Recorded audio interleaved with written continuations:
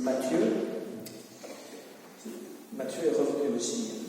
Là, c'est l'évangile. Il était à Hong Kong, il est revenu. Et là, c'est l'évangile de Matthieu, chapitre 16, versets 21 à 28.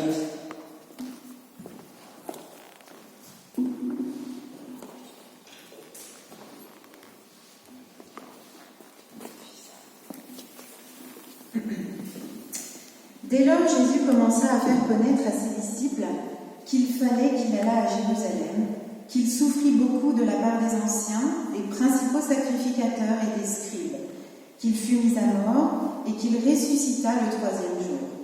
Pierre, l'ayant pris à part, se mit à le reprendre et dit : « À Dieu ne plaise, Seigneur, cela ne t'arrivera pas. » Mais Jésus, se retournant, dit à Pierre : « Arrière de moi, Satan, tu n'es pas un scandale, car tes pensées ne sont pas les pensées de Dieu, mais celles des hommes. » Alors Jésus dit à ses disciples : « Si quelqu'un veut venir après moi, qu'il renonce à lui-même, qu'il se charge de sa croix et qu'il me suive.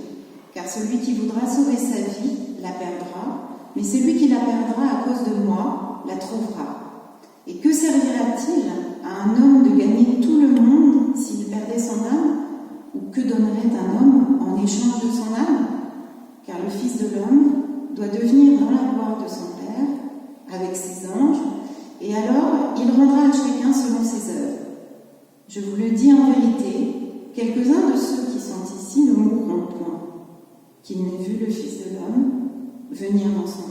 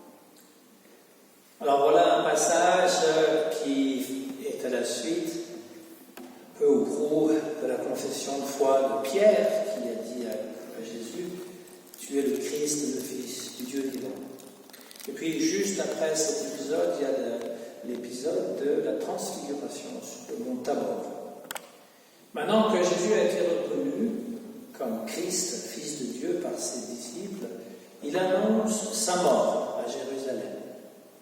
Notre première compréhension de Dieu, c'est le Dieu de la puissance. Les disciples eux-mêmes ont été témoins comment Jésus a apaisé les tempêtes, guéri les malades, nourri les foules. Ça, c'est la puissance. C'est faire des miracles. C'est évidemment que c'est facile d'avoir confiance en un Dieu qui fait des miracles et qui fait en sorte que nous sommes toujours protégés, que nous sommes puissants, gagnants, et nous avons toujours le succès. C'est un peu pour ces raisons-là qu'on prie aussi, pour avoir aussi ces choses, entre autres. Et là, Jésus dit qu'il doit aller à Jérusalem, souffrir et mourir. Le contraire de la puissance, de la majesté de Dieu, ce n'est pas l'impuissance, mais la tendresse et l'amour. Jésus a fait preuve de compassion, de compréhension, d'acceptation. Il a souvent été du côté des petits, des exclus, des fins-du-pied, ce que personne ne voulait. Vous savez, pour ceux qui sont un peu moins jeunes, quand Coluche avait présenté sa candidature, c'était une boutade au départ, mais il s'adressait à tous ceux que les politiciens, qui n'intéressaient pas les politiciens, à l'époque les homosexuels, les drogués, les anarchistes, les arabes, les immigrés, enfin tous ces gens-là. Et il a eu un pourcentage assez important. Est-ce que les gens l'ont pris au sérieux? Tous ces gens-là qui sont laissés Alors je ne dis pas que Jésus écoluche ces deux personnalités semblables, mais Jésus a quand même été plus du côté de ces gens qui sont rejetés par les autres, plutôt que celui des riches, des puissants, voire même des religieux de son époque. Il a cette prédication un peu subversive qui vient déranger. Il va dire qu'on peut détruire le temple.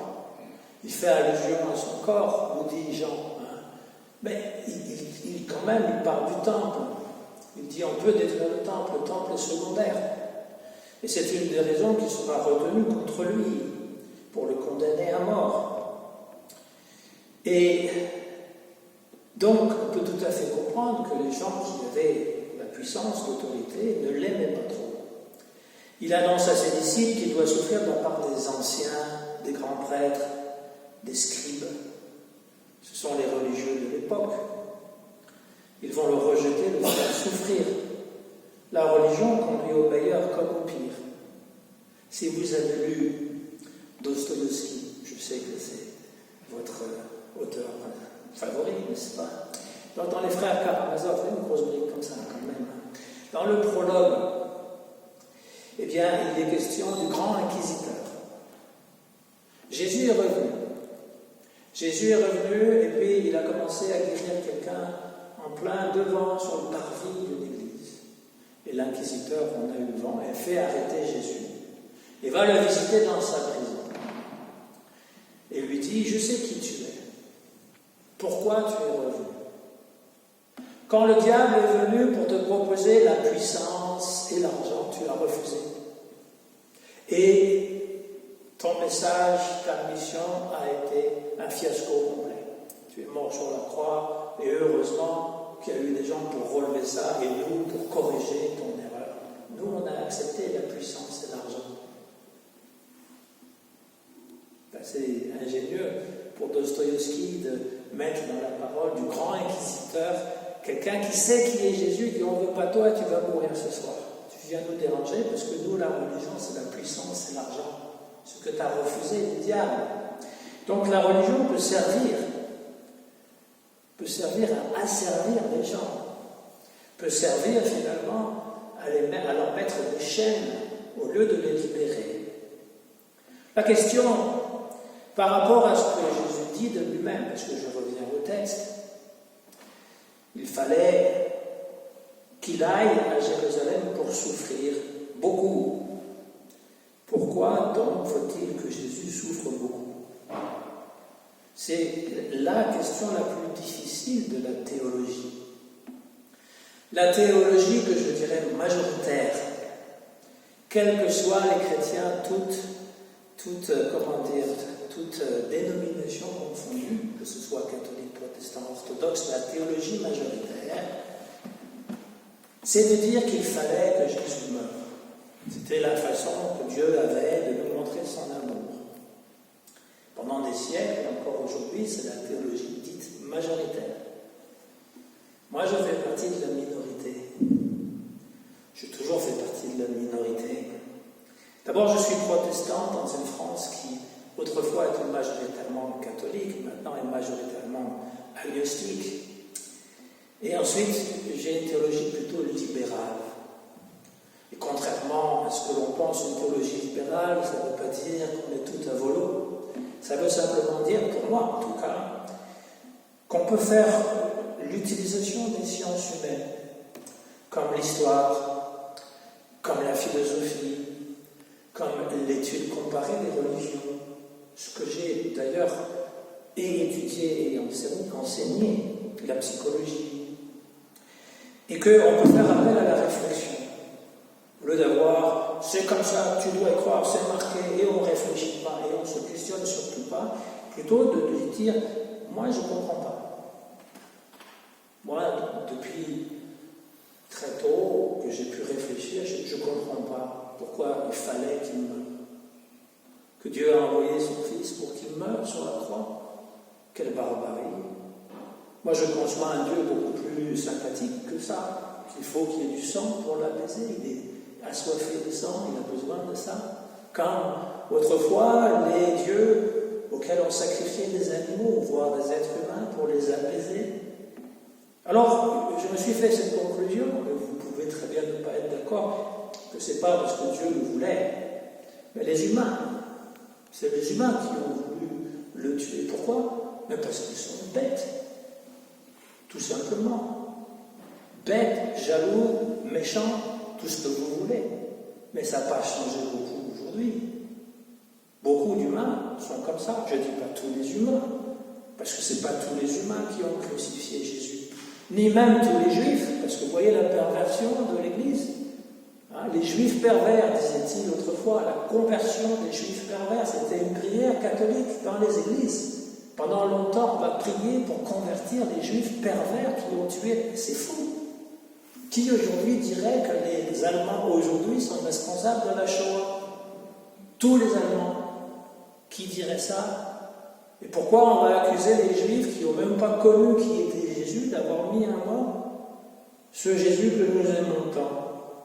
C'est les religieux de l'époque, et encore pas tous, mais ceux qui avaient certainement des raisons de garder leurs privilèges, avec des grands titres et des grandes fonctions et des grands chapeaux et des grandes robes. Il y en a encore. Moi, je suis toujours choqué de voir comment dans des pays africains, il y a des pasteurs qui ont des chaînes en or, des grosses bagnoles, etc. C'est vrai, hein? Et le petit peuple qui donne et qui pense, ah oui, si on lui donne, il va faire des miracles pour nous. Mais c'est de l'exploitation pure et simple. Le pasteur ne devrait pas avoir un gros salaire et tout ça. Un prêtre non plus, un pape non plus. Alors, Jésus dit, il lui fallait être tué et se réveiller le troisième jour. Parce que ça aussi, on oublie souvent. La croix n'est pas la dernière parole de l'Évangile. C'est la résurrection. C'est le Christ vivant. Et ça aussi, ça m'a toujours dérangé de voir le crucifix. Jésus qui saigne sur la croix, comme si finalement il était toujours sur la croix, il ne peut pas en sortir. Je préfère de loin la croix vide. Parce que ça veut dire qu'il n'y est plus. On n'a pas besoin de le remettre en croix. Et je préfère encore plus la figure de Jésus comme chez les orthodoxes.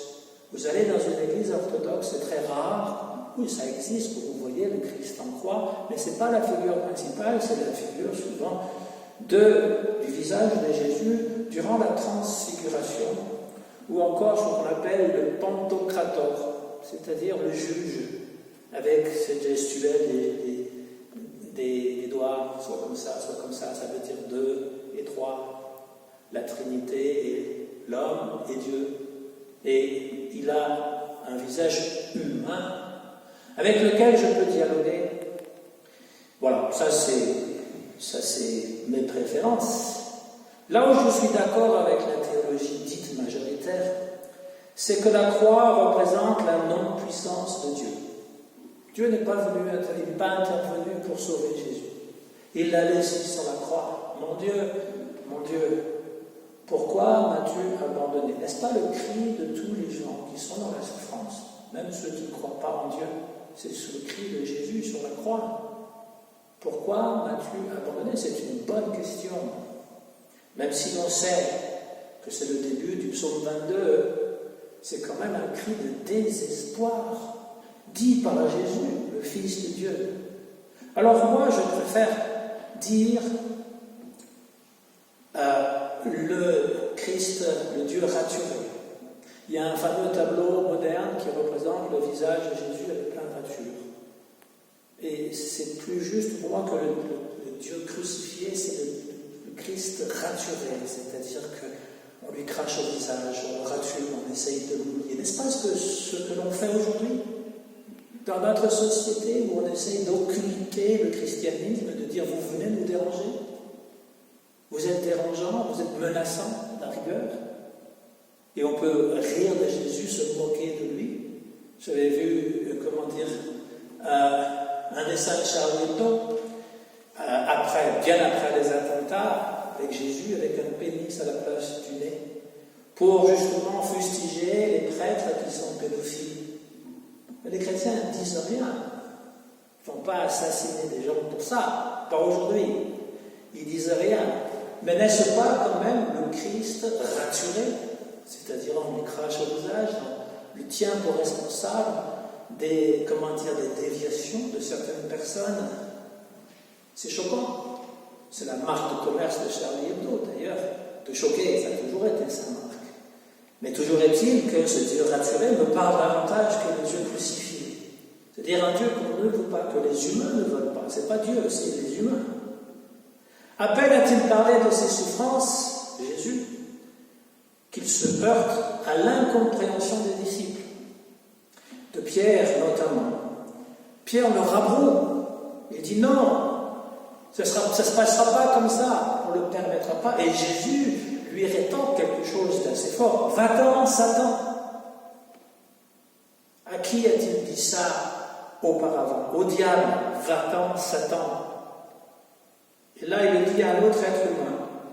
Maintenant, cet homme n'est ni Pilate qui l'a crucifié, ni Judas qui l'a trahi, mais Pierre, qui a confessé tu es le Christ, le Fils du Dieu vivant, et Jésus a dit, en Matthieu, c'est l'Esprit Saint qui t'a inspiré ces paroles, et sur toi, maintenant je vais changer ton nom, tu t'appelleras plus Simon, mais Pierre, et sur cette pierre, je bâtirai mon Église. Vous voyez ça, si vous allez à Saint-Pierre de Rome, c'est écrit en latin, même si vous ne parlez pas le latin, ça se comprend assez bien, c'est écrit, alors c'est très immense, c'est la plus grosse église au monde. C'est immense, c'est sous la coupole, donc là où il y a la grande statue de Pierre, tu es Pétrus et sur toi je construis mon église, etc. Parce que pour les catholiques, c'est le premier pape. Alors je m'amuse toujours à dire, puisque Jésus traite Pierre de Satan, le premier pape devait être satanique. C'est une blague que vous prendrez peut-être mal, mais il n'empêche que Pierre n'est qu'un homme, et le pape aussi. Ce ne sont pas des dieux vivants ou instaurés par Dieu, infaillibles. Ce sont juste des êtres humains qui peuvent errer et peuvent dire des bêtises comme Pierre. Donc on peut penser à toutes les déviations de l'Église, où l'Église devient satanique, l'Inquisition, les croisades, les conversions forcées, la destruction des cultures locales, combien de temples païens ont été détruits pour mettre l'Église dessus, comme le font d'ailleurs les musulmans. Le moralisme, c'est une des raisons principales pourquoi les gens ne vont plus à l'Église aujourd'hui. À cause de cette morale, il faut toujours qu'on se mêle de vos affaires. Il faut toujours que l'Église vous dise quoi faire, quoi penser, etc. Toutes ces choses sont contraires à l'Évangile. Tu ne penses pas comme Dieu, mais comme les humains, justement. Les humains, ils veulent toujours mettre plein de règles. Ils veulent toujours t'enfermer, te contrôler, faire en sorte que tu ne t'appartiens pas. Alors Jésus va quand même dire cela, qu'il faut un certain forme de renoncement. Suivre Jésus, qu'il se charge de sa croix et qu'il me suive. Tous les disciples ne seront pas crucifiés, mais en orientant leur vie vers Jésus, et bien leur vie va les conduire à des renoncements particuliers. Porter sa croix. Je pense que chaque pasteur porte sa croix. Ça ne se voit pas. Parce que si vous portez votre croix, il ne faut pas faire comme ça. J'ai entendu justement une paroissienne qui disait d'un autre pasteur, moi j'ai vraiment l'impression que tu portes ta croix parce que ça me semblait lourd son ministère. Effectivement, être pasteur, être responsable d'une paroisse, ce n'est pas une partie de plaisir. Il y a beaucoup d'embûches qui viennent des êtres humains, beaucoup, de gens qui vous contestent et qui font en sorte que ce n'est pas facile de transmettre un message ou d'essayer de créer une unité. Cela dit, d'autres portent leur croix à leur façon. Tous ceux qui servent l'Église portent à leur façon une croix. Et c'est le prix à payer pour suivre Jésus. Jésus, lui, a dû endurer la bêtise humaine et mourir sur la croix à cause de tout ça. Nous n'avons pas vocation de mourir sur une croix, évidemment, mais nous devons contribuer aussi à cette souffrance de Christ dans le monde, je vous ai dit. Par rapport aux caricatures de Jésus, qui ne font pas, qui ne créent pas des violences, c'est tant mieux, mais qui nous font souffrir quand même, parce que c'est Jésus. Eh bien, ça c'est une souffrance, c'est une croix, mais aussi d'être chrétien dans la société, chrétien au travail, chrétien n'importe où. Ça peut être aussi quelque chose de pénible. Si je n'ai pas renoncé, si je n'ai rien à renoncer à rien pour être chrétien, alors que la foi m'apporte que du confort, peut-être ne suis-je pas réellement un disciple du Christ. Il y a des renoncements qui sont nécessaires. Cela dit, ce n'est pas des renoncements seulement pour souffrir. Parce que sinon, je vois bien votre tête, ça ne va pas vous intéresser de continuer à venir à l'église si on vous annonce que des souffrances. Il y a aussi une vie glorieuse. À quoi sert-il à l'homme de gagner le monde entier s'il perd son âme? Parce qu'on recherche, dans le monde, on recherche l'argent, la gloire, le plaisir sous toutes ses formes. Et un chrétien, c'est pas ça qu'il aspire, c'est pas ça qu'il désire. S'il a de l'argent, il va l'utiliser pour les autres, pour le bien-être des autres, pour le bien-être d'une communauté chrétienne. Pas tout son argent, mais une partie. Pas juste faire de l'argent pour faire de l'argent. Et donc, la vie que nous gagnons, en renonçant à des plaisirs passagers, c'est la vie éternelle. Jésus le dit bien, à quoi sert-il de gagner le monde entier, quand bien même vous serez Alexandre le Grand? À quoi ça peut-il servir si, quand vous mourrez, vous venez avec vos 2 valises pleines de billets, et puis on vous dit, on n'a pas la place pour ça, de toute façon ça ne sert à rien ici. Vous n'emportez rien avec vous. Et si on est enterré avec ces richesses, peut-être que c'est ça qui doit en fait nous préoccuper tellement on sera avec nos richesses. C'est un choix que l'on fait. Mais ce n'est pas un choix par peur de l'enfer. C'est un choix parce que nous décidons que nous appartenons à Dieu et que ce chemin-là est un chemin de lumière et que nous allons le suivre, quel que soit le prix à payer. Et les premiers chrétiens ont été martyrisés. On ne vous demande pas ça. On ne vous demande pas le martyr. Mais il y a des fois un prix à payer. Comme je le disais, Dietrich Bonhoeffer avait écrit ce livre, Le prix de la grâce. La grâce qui coûte. Ça lui a coûté la vie. Il s'est opposé à Hitler. Mais il a eu le courage de le faire. La grâce qui coûte. La grâce à ton marché, c'est celle qui est donnée en disant, mais toi, tu n'as besoin de rien faire. Tu peux rester chez toi, tu peux faire ce que tu veux, tu peux